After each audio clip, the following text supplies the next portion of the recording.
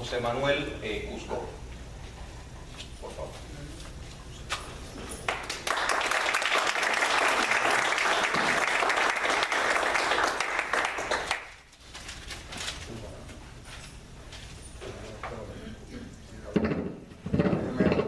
Aquí no se puede tocar nada. Pero me toca hablar.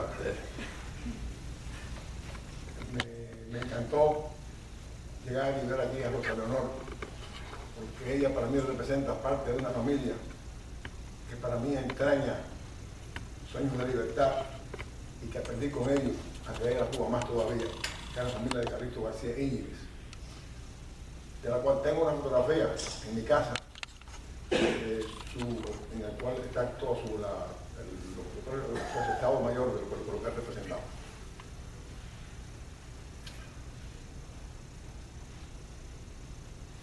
Pocos hombres despiertan mayores deseos de rendirle tributo que aquel místico enviado a la libertad. Fragua amorosa, donde se forjaron los mejores aceros para la patria. Frente apostólica, sorprendida por el milagro de todos los hombres.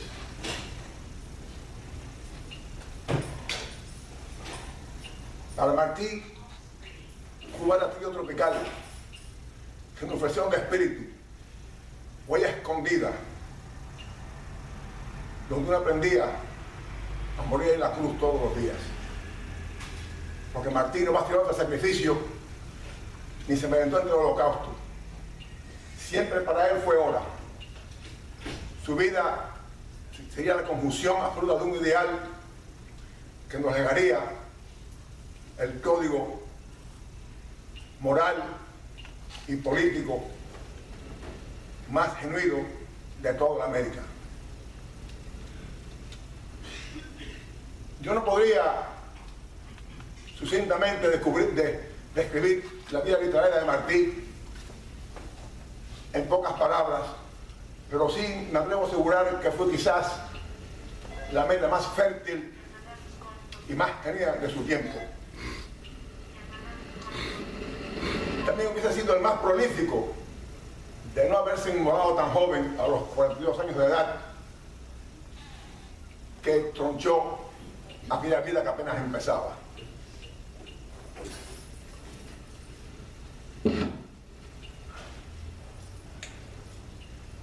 Los cubanos, que siempre estamos al tanto de lo que ocurre en el mundo, quiénes son los hombres, quiénes son los prohombres, pues desde luego creemos que tenemos a Martí en un pedestal que muchas veces no se merece, pero estamos equivocados. Yo quisiera, por ejemplo, darle a ustedes la opinión de prohombres, de figuras egregias que han hablado de Martí. José María Pemán, por ejemplo, decía que el principio, el final del siglo XIX, habían producido dos genios sui generis. Goethe en Alemania y José Martí en Cuba.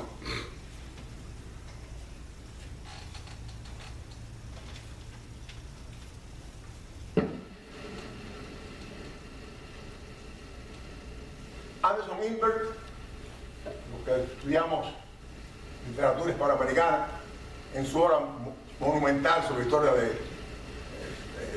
la historia de la literatura hispanoamericana, decía que Martí era la figura más gigantesca de su época, uno de los lujos que la lengua española le podía brindar a un público universal. Y nada más y nada menos que Arturo Torres de Río Seco, en su obra fundamental, decía que con Martí se terminaban los obstáculos de la tradición y los océanos de la mediocridad.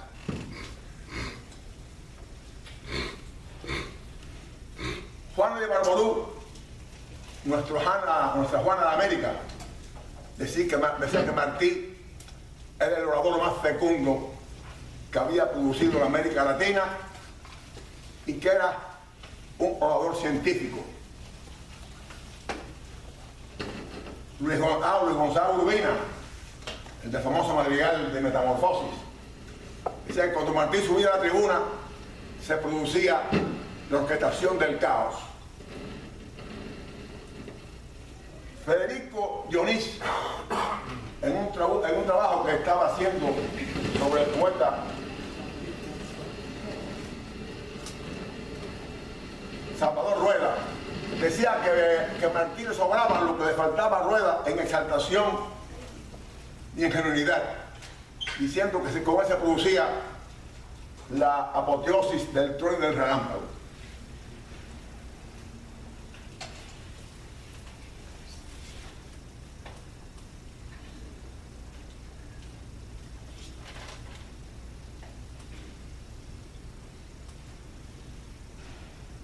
Se me olvidaba mencionar sobre todo a Gabriela de Mistral, premio Nobel de Literatura,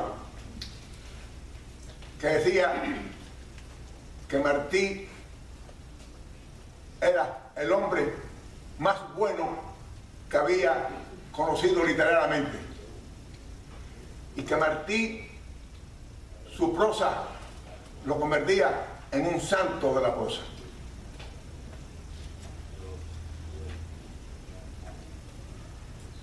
Y no solamente fueron los que le acabo de mencionar, las figuras, esas figuras egregias que admiraban a Martí, sino en toda América Latina, Silva, Juan de Dios Pesa,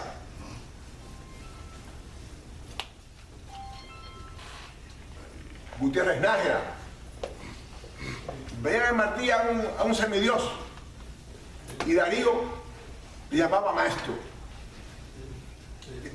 Y hablando de Darío y de Martí, en una comparación genial que hiciera don Miguel de Unamuno, decía, bueno, ¿cuáles son las diferencias entre Martí y Rubén Darío? Decía, bueno, es que Martí tiene los pecados de todos los ángeles que siempre son mortales, y Darío los pecados de todos los hombres que siempre son veniales.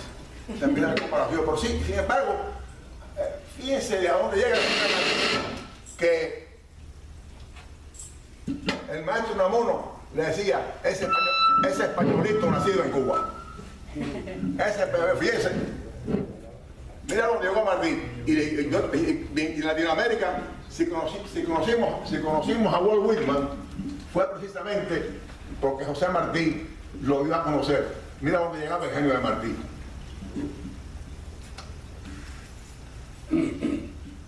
En su afán libertario, lo sorprendió a la América entera, cabalgando en la ruta de su ideal, y hasta los Andes que evocan las historias de Bolívar se cubrieron de asombro y se iluminaron de amor al verlo pasar con su carga de glorias, buscando caminos para la patria.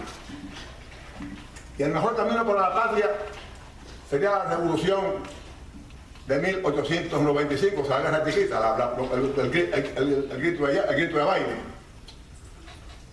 ideado en su totalidad política y social y hasta militar por Martí en muchos casos, porque fue la primera vez en que un poeta dirige una guerra. La primera vez en que un poeta dirige un movimiento literario. Desde su seno su voz se levantaría para afirmar una vez más que los derechos se arrancan, no se piden.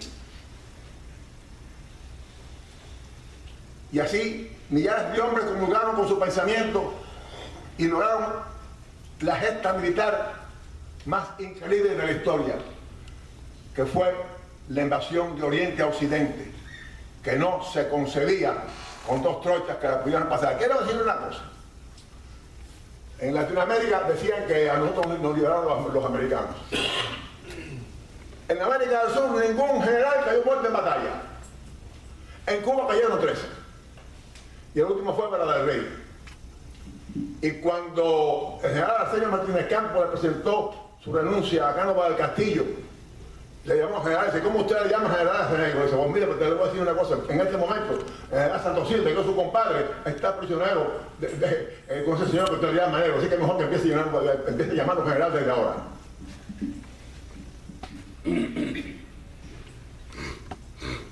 Pero él tenía una última cita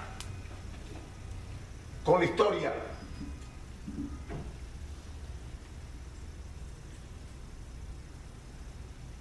Y regresó a Cuba contra de los deseos de Gómez y de Masó, que querían protegerlo. Y ahí el primero en creer que tenía que tener un bautizo de fuego, a pesar de que él tenía ese sentimiento cósmico, santificado de no sé qué manera, que él veía en él la inmolación.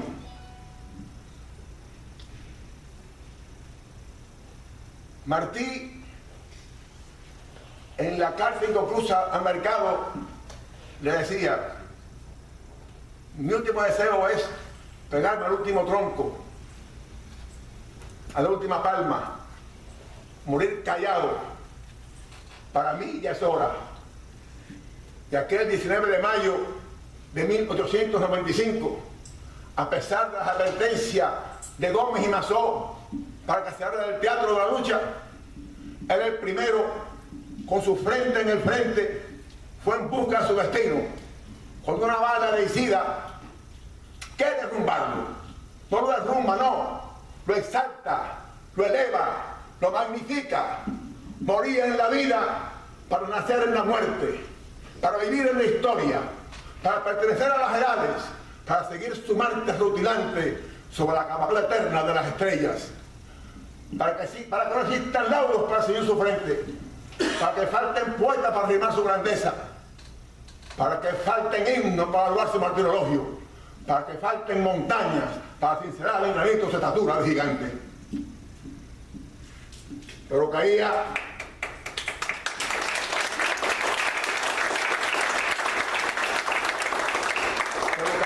como lo había soñado en sus versos, con esa cosa que tienen los tocados, los enamorados de la gloria. Caía como en sus versos, de cara al sol, un sol besando otro sol, y formar con su martirologio la única revolución en América que fue construida con amor. La única revolución donde vencedores y vencidos se sentaron a la mesa de la República con los mismos derechos, sin que hubiese un maltrato, sin que hubiese una confiscación. Y ser la primera revolución, como repito, donde la fraternidad no fue un mandato, sino fue una emoción de amor provocada por Martí. Y esa quizás fue su obra más sublime, su poesía más bella, cuando logró, con su palabra, concentración, conjugar para siempre la dignidad plena del hombre. Esa fue la obra de Martí.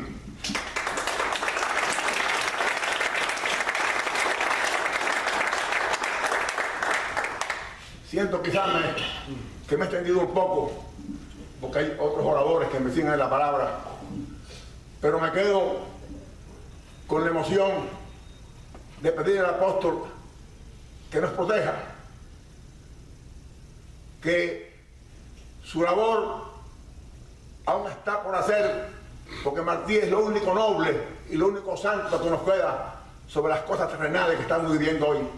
Y hoy que la traición, la ignominia y el dolor nos ha llevado a este punto después de 53 años, les digo: apóstol, desde la gloria que te acogió en ardiente acogida, abre tus manos y derrama sobre su pueblo, sobre los que te aman y te comprenden, sobre los que no te aman y no te comprenden. Danos tu generosa bendición. Muchas gracias.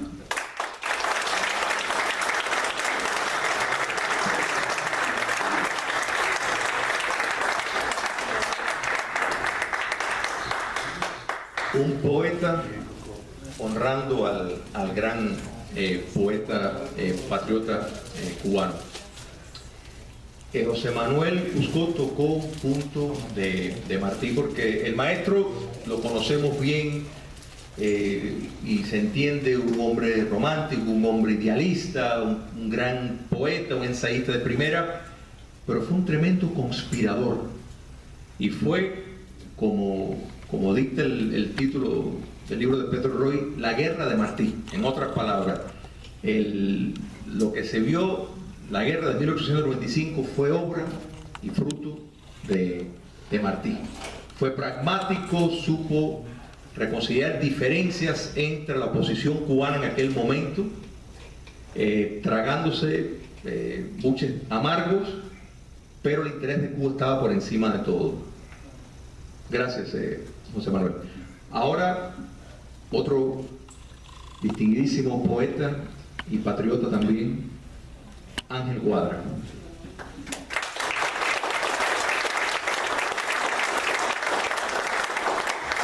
Este recuerdo está mucho más cómodo.